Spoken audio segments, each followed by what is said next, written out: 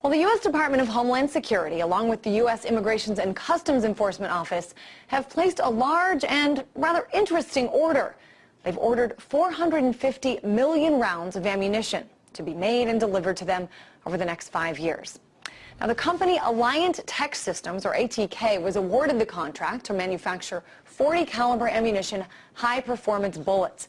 Apparently these bullets, quote, provide optimum penetration for terminal performance. This refers to the way the tip of the bullet passes through barriers and expands, all the while holding its jacket in the toughest conditions. All right, so this is interesting because this is not the Pentagon making the order for the military. It's DHS and ICE. And to give you a little perspective here, there are only about 311 million people living in the entire country, so it begs the question, why such a massive order, 450 million bullets? David Seaman is a journalist and host of the DL Show. He's in our Miami studios, and I'm hoping he might be able to give us a little perspective on this. David, why does the DHS need 450 million hollow point bullets? Hi, Christine. Well, the DHS, Department of Homeland Security, just to be clear with your viewers, consists of the TSA, the Transportation Security Administration, and Immigration Services, among other divisions. So exactly, this is not the U.S. military.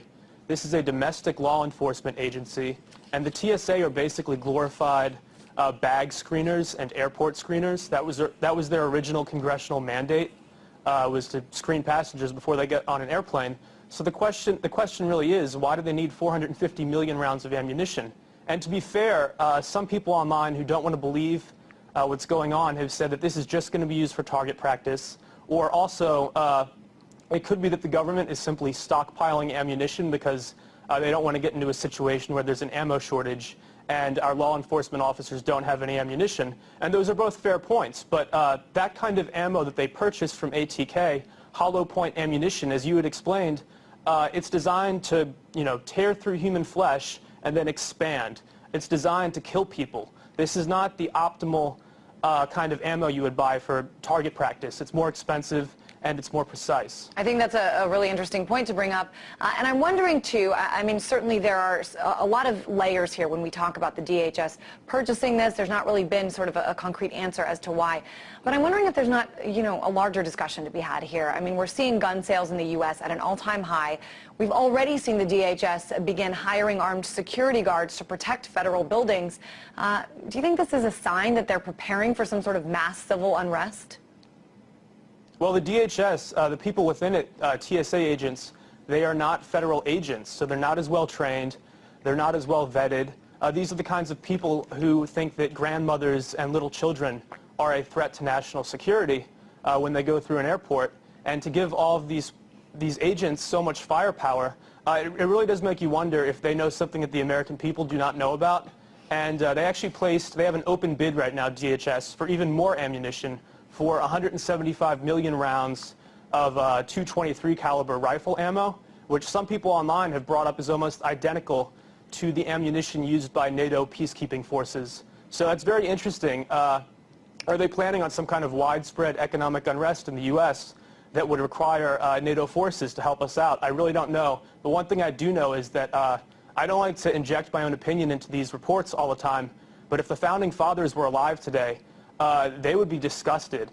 We're rapidly militarizing our domestic law enforcement officers, and I think a lot of people are scared. TSA is scary enough. Wait until they all have guns. Well, I mean, you can't speak back when they're groping you at the airport. TSA, I mean, as you say, they are part of the Department of Homeland Security. Certainly, the largest terrorist attack in our memorable history happened due to poor screening at airports, I guess you could say. But it is also Immigrations and Customs Enforcement. I mean, have you seen any indications that perhaps there's going to be a larger crackdown along this nation's borders? I mean, could that be part of it?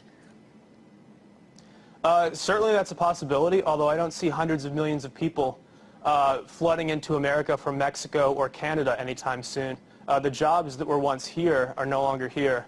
I really don't understand it. I keep trying to put my head around it, and you try out different scenarios. Why do they need this much ammo? And certainly target practice is one option, but even if they're burning through 20 million rounds a month to train their agents, this is still overkill. This is still too much. So best case scenario, this is sort of a waste of taxpayers' money. And worst case scenario is, as you said, they're planning for economic unrest or violent protests or something that requires hollow point ammunition on a wide scale. And some of the largest protests that we've seen certainly just happened in the last 6 months or so, the Occupy Wall Street protests. And, you know, like you, David, I was kind of reading up on this, and there are a lot of theories as well that there's sort of a connection between DHS and the police forces in this country, particularly in the Occupy Wall Street crackdown. I know DHS agents, it's been confirmed, have been involved in various ways in many of the Occupy movements around the country.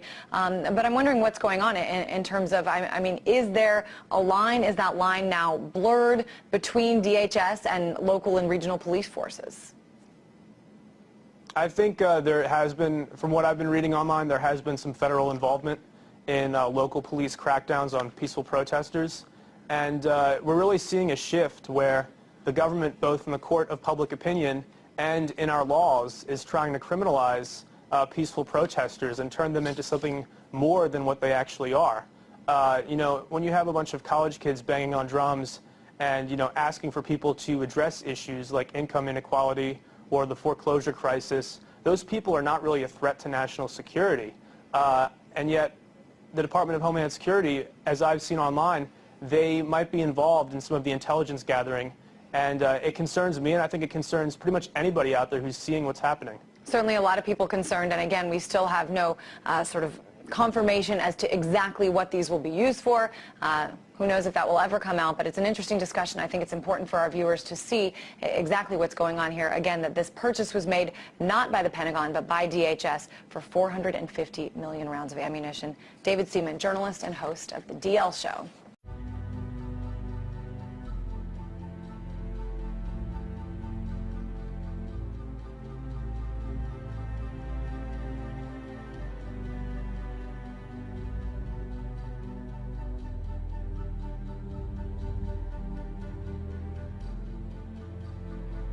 A glitch today involving food stamp debit-style cards is being blamed on a computer system failure and not the government shutdown. How about this massive system failure left people on food stamps with no way to buy groceries yesterday and threatening chaos?